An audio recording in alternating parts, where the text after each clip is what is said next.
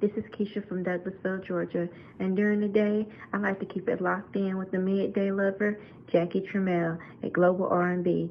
That's my number one source for R&B music. Man, shout out to the girl Keisha, always keeping it locked in with the best R&B on the planet. But the midday levels are full effect. You know what it is. I got the girl Coco in the building, the beautiful, delectable Coco in the building. Talk to him, baby. What's up, Jackie? How was your week? Man, it's been good so far, man. These I'm gonna be nice. These people getting on my nerves, but other than that, we good. It's always something, right? Yeah, man. Yeah, man. Speaking of people, I think we got a good show in store for today, man. I saw this clip. I think we all got this one person in the family. Mhm. I think we all got this one person in the family. So it's always like a funeral or something like that. Or I say like this. I think about funerals, and then there's always one person in the family that they gotta cover the cost, or it Right. might be somebody that need some money, and they always go to that one specific person that they just always think can cover everything. And when that one person needs the help, nobody want to come and help them. Everybody go silence on them. You know what I'm saying? So I kind of want to cover this. I got a clip I found on the TikTok. I'm new on TikTok. I'm Look, an they IG about to get rid person. of TikToks. Shoot. Hey, That's what they said. You know what? We about to go hard on IG then. Let's get it. But I saw this on TikTok, and it's two family members. They going at it about a funeral, and I want to put the context out there just so y'all can get what I'm saying. Check this out. I mean, we're family. Because we're you're always coming to me with problems. And it's always a money issue. This person can't pay their bill. This person can't pay their rent. Now auntie passed away. Now I'm supposed to just take care of the whole bill. I mean, well, she took care of you. And we're not asking you to take care of the whole thing. We're saying she took care we of would you. pay it back, Nikki. No, I don't want to chase nobody around for my money. Facts. My money I work for. Period. How about that? It shouldn't be that way, Nikki. We're family. We are family. But it seems like it's just my family helping these 5 other families all the time. And all of you guys have great jobs. Nikki, I'm just saying, why does it always have to be this way with you? Anytime we come and ask you for something, it's always all the time. It's all the time. We're supposed to help each other out. Y'all don't help me? Say it. When have you My mortgage payment is $5,000. When you needed me to watch the kids, I watch the kids for you. Anytime you call me for things, I do it. That was one time. Nikki. And you only do things if you get paid to do it. But you never it's not need a family help, thing. Nikki. But you never need help. You all. Hey, listen. I want to hear y'all perspective. Hit the hotline 804-476-2306, or make sure y'all leave it in the comment section on YouTube and IG and Spotify. I just need to know, why is it always got to be that one specific person that people rely on when it comes to these funerals, when it comes to these, anything in life? What you think it is? Nikki probably the responsible one in the family. Look, financially responsible. Everybody else blowing their money out at the club and everywhere else. And they like, let me call on Nikki. She always come through. She ain't gonna say no. Yep. Exactly. Yeah, she ain't gonna say no. It's like, okay, we could depend on her. She's reliable, so let's hit her up. She gonna say yeah. But my thing is that they mentioned the other people got good jobs too. So how come everybody isn't chipping in? They just want Nikki to chip in, talking about we gonna pay you back.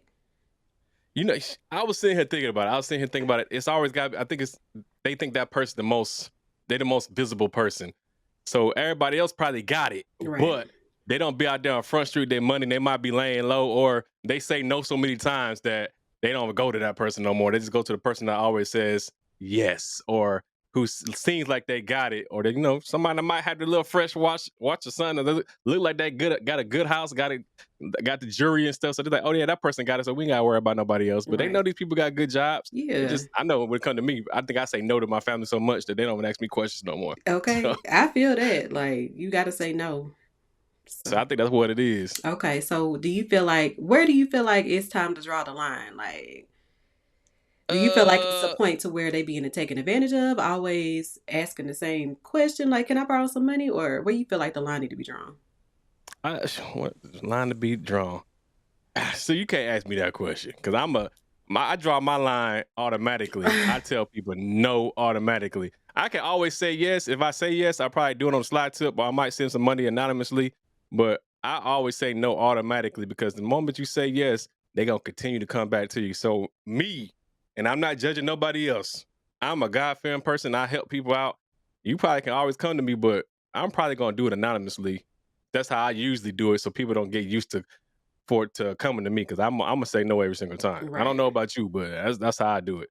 Yeah, I feel you because I feel like the line has to be drawn whenever you continue to ask me all the time. Like, no, because I used to be the type of person to be like, yeah, I got you. But then it's like, hold up, I ain't seeing my little $25 back. Not that I'm tripping on $25, but still, it's the Facts. principle. You don't know what bills I have to pay. So if you say, hey, let me borrow $25 and I got you Friday and I don't hear from you on Friday, it's just like, going forward, Facts. no. And then they have the audacity to come back and say, can I borrow some more money? I'll pay you back. I'll pay you back double. No, you ain't pay me back the first time.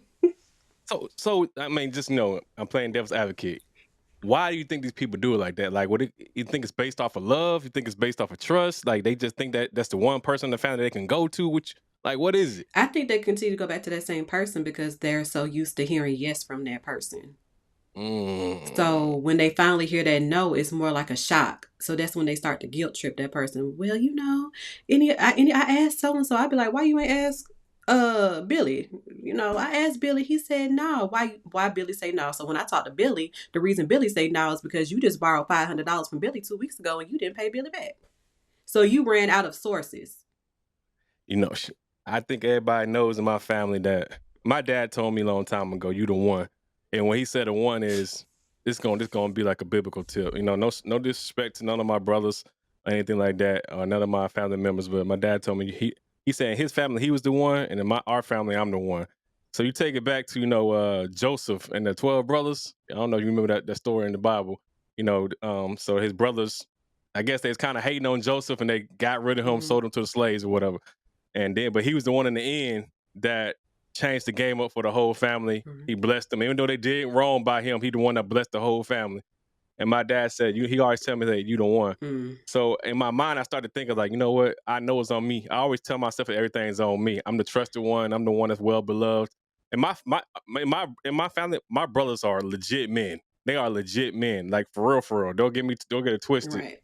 It just came down to it. He's like, you know what, you the trusted one in the family. You the one I want to leave this stuff to. You the one I want to make sure everything's taken care of. Make sure your mama's taken care of. Make sure your grandkids are taken care of every day. That's one. So I always think about it like that. Like, is it because I'm the one? It's because I'm the one. I'm the trusted one, or it's just because I'm the nice one. I always get that kind of confused in my head.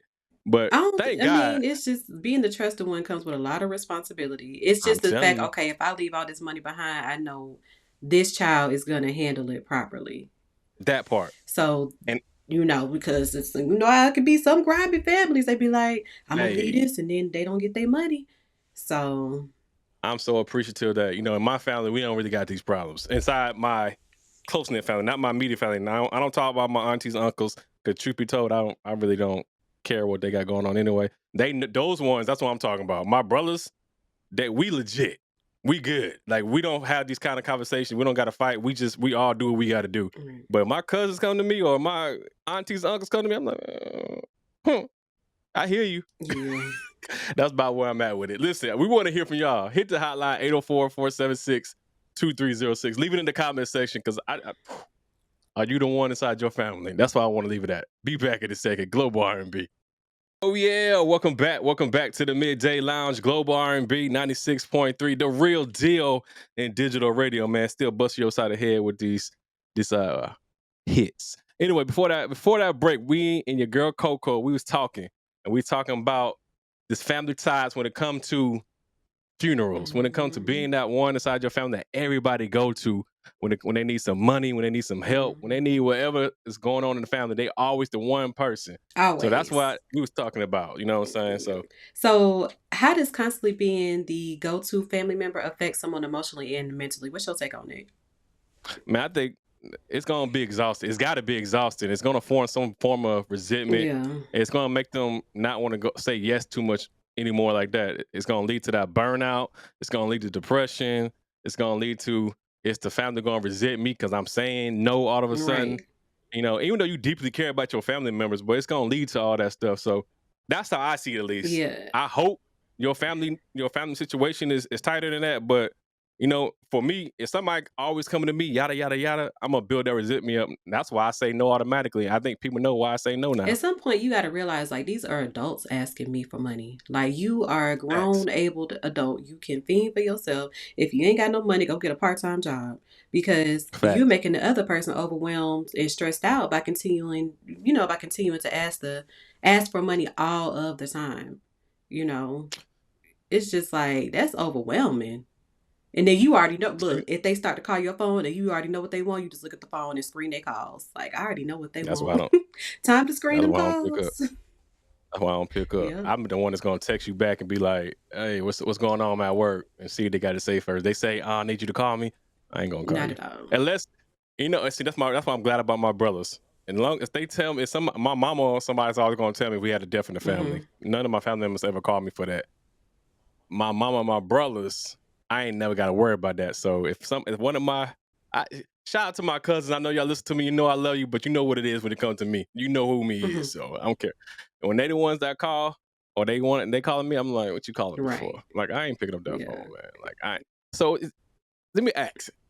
This is just an off the wall question. When it comes to like these GoFundMe's, the family starting GoFundMe. You think they doing these GoFundMe because they don't want to go to family members anymore, or it's They just probably because sharing they a don't? link to their family members. That's the first person they sharing it to, Facebook. Yeah. And Hey, you know what? You're texting right. their Yeah. family members, because they go, right, can you please? It's like, okay, I ain't asked the family. Since I didn't directly ask the family, let me start a GoFundMe page and ask this way. And then the family get together. What's going on with TT? Why she out here doing all this, that, and the other? Why she didn't come to us first and start asking questions? Like, but at the same time, they realize, okay, I know why TT ain't come to us, because she exhausted all of her resources. So the only thing we could do is share the link. Here, let me go share this link real quick. And this is one of the reasons, and we got a couple shows coming up. So this is one of the reasons why we're gonna have a show where we're gonna be talking about life insurance. We're gonna actually be interviewing some people. So that's why I got my money together now. So if I die, I don't want my family to have to worry about no funeral costs. I wanted to be already covered. I don't know if I told you, Coco, but my grandfather just passed away back in January. I'm sending my condolences. Oh, thank you, man. Shout out, really think about my mom. But what I was thinking about it was my granddad. He was 96, so he lived a long, great life, man. Long, great life. And one of the best things that he could have did was he already had his casket paid for, planned out. He already had the plot laid out where he wanted to be buried, right next to his wife. He already had everything paid for. Only thing they had to do was just set the date. Right. That's all. Just set the funeral date. That's the only thing they had to do. And that's how I believe it should be set up. That's how families should be set up going forward. Don't put that strain on your family when it comes to this. But that's how I was thinking about it. But back to that one person. How do you think? I just think I kind of gave an example. How do you think that families can shift away from just leaning so hard on that one person? What's the go ahead? Shoot, they need to have a kumbaya moment. Get in the group chat. Like, what can we do to help each other budget our finances accordingly? Get into that group chat, have a conversation. Like, let's print out your bank statement. Okay, I see Popeyes, McDonald's, Chick-fil-A on here every day. We need to cut that out, because that right there could be going into your savings. You need to buy some food at the grocery store, go home, meal prep, and cook. Because it starts with that group chat. You gotta. You know what? I'm feeling you on that. Now you're gonna have some people that's gonna be like, "Why you all up in my business? Why you all up and da da da da?" To help you. Are two people? People proud when it comes to that kind of stuff.